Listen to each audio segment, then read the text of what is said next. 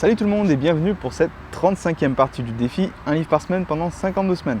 Cette semaine, comme vous le voyez, je suis encore dehors, je profite des derniers jours, après je pense qu'il va commencer à faire vraiment froid et ça va être peut-être un petit peu plus difficile de tourner en extérieur, mais bon voilà, là j'en profite et ça tombe bien parce que cette semaine j'ai lu Priorité aux priorités et pour moi la priorité c'était de me trouver en extérieur parce que je trouve que je lis beaucoup mieux en extérieur. Je vous conseille d'essayer aussi, si un jour vous avez l'habitude de lire chez vous en fait et que vous avez envie de lire en extérieur, vous allez voir que vous allez aller plus vite, être plus efficace et retenir plus de choses. Je ne sais pas comment ça se fait, c'est magique, mais bon voilà. Priorité aux priorités, c'est un livre de Stephen R. Covey et j'avais déjà chroniqué un de ses livres. J'avais déjà lu les 7 habitudes de ceux qui réussissent tout ce qu'ils entreprennent. Là, j'ai décidé de lire son livre sur la gestion du temps, la gestion des priorités et comment s'organiser au mieux. Jingle.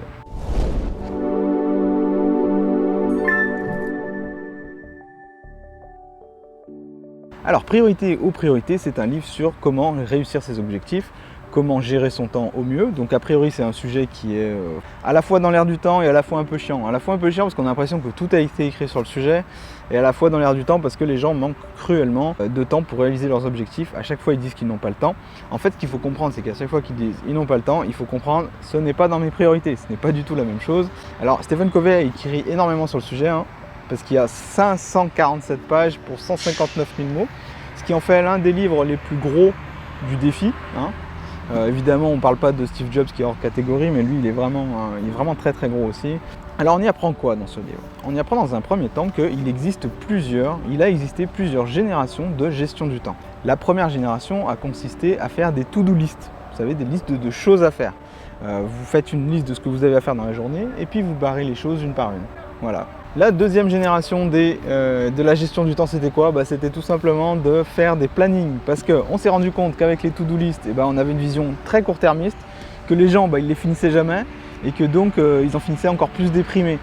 Donc là, la deuxième génération, ça c'est ce qu'on a connu dans les années 80 en fait, où les gens se sont mis à faire beaucoup de planning, acheter des agendas papier avec chaque heure marquée, chaque jour de la semaine, etc. Chaque mois, chaque année, même des éphémérides, il y en a eu beaucoup. Et tous avaient pour but de vous aider à avoir une meilleure gestion du temps. Il s'est trouvé que là non plus, ça ne marchait pas spécialement parce que là ça vous donnait une vision à un peu plus long terme, il manquait encore cruellement de facteurs humains. La troisième génération de gestion du temps, c'est celle qu'on connaît actuellement.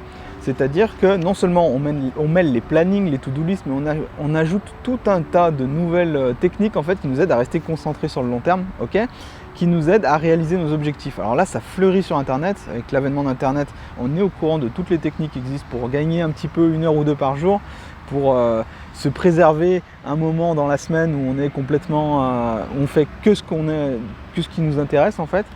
Il y a plusieurs approches, il existe énormément de choses. Il y a les gens qui se laissent porter par le vent, par le courant, pardon. Il y a les gens qui maintiennent un petit peu cette heure pendant laquelle ils prennent aucun autre rendez-vous, ils font que avancer sur leur projet, etc. Là, le truc, c'est que le problème avec cette approche qu'on est en train de vivre, c'est qu'elle est très forte pour réaliser les objectifs, mais là encore, elle exclut totalement le côté humain et en fait, elle vous transforme en machine. Si vous adoptez cette approche, vous allez avoir tendance à considérer les autres comme des adversaires et non comme des gens qui peuvent vous aider à réaliser vos objectifs. Donc ça peut avoir un côté effectivement un petit peu dangereux et un petit peu inhumain. Donc Stephen Covey, à travers ce long ouvrage, nous apprend à créer la 4e génération de gestion du temps, à donner la priorité aux priorités parce que c'est l'une des idées fortes du livre. Si vous voulez que ça avance, si vous voulez ne pas être pris dans la procrastination, ce qu'il faut faire, c'est identifier tout ce que vous faites dans la journée est identifiable en 4 choses. Il y a d'un côté les choses qui sont importantes et urgentes, donc là vous n'avez pas le choix, vous êtes obligé de les traiter. Il y a ce qui est important mais non urgent, c'est-à-dire qui reste très important pour vous, c'est ce que vous aimeriez faire, ça typiquement, ce qui vous apporterait le plus de bien mais que vous n'êtes pas obligé de faire tout de suite. Ensuite, il y a les cadres 3 et 4, donc les 2 autres étapes où là c'est les choses les types de tâches qu'il faut absolument éviter. Vous avez ce qui est urgent mais non important. Là, c'est typiquement les choses qu'on vous demande de faire, vous avez l'impression que c'est super urgent et que c'est super important parce qu'on vous met la pression. Et il y a enfin ce qui est non important et non urgent, alors là vous l'avez compris, c'est toutes les choses qui vous font perdre du temps. Donc Stephen Covey part du principe que le cadre le plus important, c'est de vous concentrer sur les tâches qui sont non urgentes mais importantes parce que typiquement c'est celles qui vous ferait le plus grand bien si vous les réalisiez mais que vous n'avez jamais le temps à cause des toutes les tâches qui sont urgentes. Le truc, c'est que si vous réglez ces tâches importantes non urgentes, déjà vous les empêchez de devenir urgentes par la suite, et ensuite, comme c'est des tâches qui généralement c'est ce que vous trouvez jamais le temps de faire, les remettre un peu sur le devant de la scène, leur donner un petit peu la priorité, ça vous aide justement à avancer les choses, et vous allez vous rendre compte qu'en faisant ça, le truc c'est que vous allez également avoir du temps pour tout ce qui est urgent et important et pour toutes les autres tâches. Donc c'est quelque chose d'assez magique à voir. Le livre possède énormément de témoignages dans ce sens-là. Toutes les techniques qui sont appliquées, en fait il n'y en a pas tant que ça malgré l'épaisseur du livre, c'est le reproche que je pourrais lui faire, c'est que les techniques c'est des perles, franchement les exercices que Stephen Covey vous demande de faire, c'est vraiment de l'or en barre, il n'y a pas d'autre mot, pour moi c'est le meilleur livre écrit sur le sujet. Le truc c'est qu'il y a quand même pas mal de redites, il y a quand même pas mal de redondances. Et des fois, vous avez des témoignages qui s'étalent sur des pages, quoi. Et il y en a un, il y en a deux, il y en a trois, et au bout d'un moment, ça fait beaucoup. Il y a beaucoup de répétitions. Pour moi, sur les 500 pages, il y en a à peu près 200 qui auraient pu être soit réécrites de façon un petit peu plus directe, soit carrément zappées, quoi, parce que c'est très long. S'organiser, gérer son temps, atteindre ses objectifs, il faut aussi prendre en compte le côté humain. C'est-à-dire que les autres, c'est pas des adversaires, c'est des gens qui peuvent vous aider.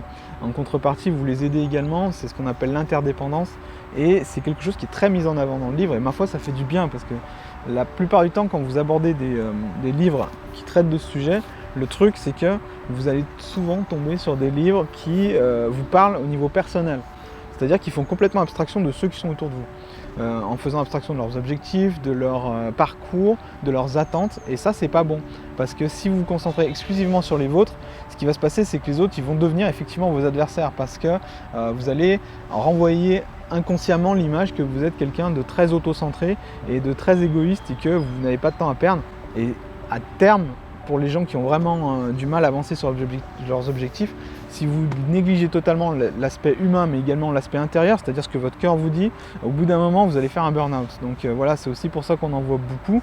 Donc Stephen Covey préconise la 4e génération. Vraiment une lecture très très intéressante, j'ai vraiment adoré ce livre, même s'il était un peu long par moment. Pour moi, comme je vous le dis, je maintiens que c'est le meilleur livre écrit sur le sujet. Donc déjà les 7 habitudes de ceux qui réussissent ce qu'ils entreprennent étaient géniales, celui-ci est énorme aussi, hein. Donc n'hésitez pas une seule seconde. Mais dans le cadre du défi, pour ceux qui veulent se lancer ce défi, ça en une semaine, c'est quand même pas le mode facile, quoi.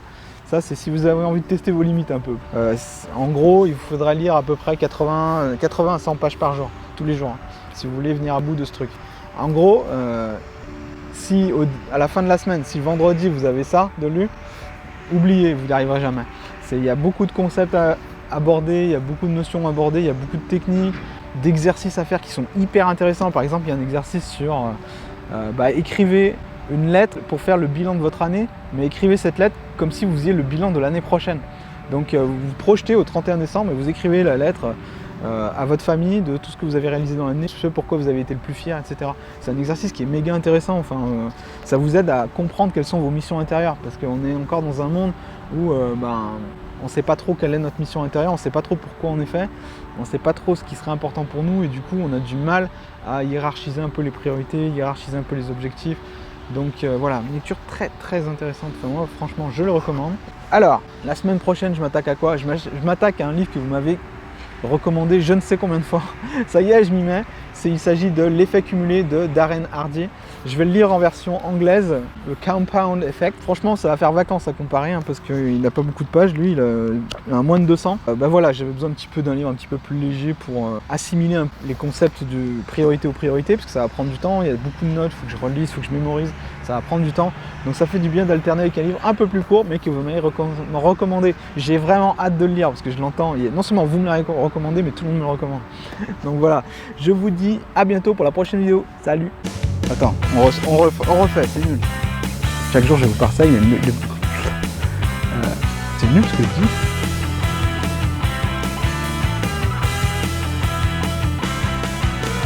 Ah punaise! On va faire un bêtisier avec tout ça.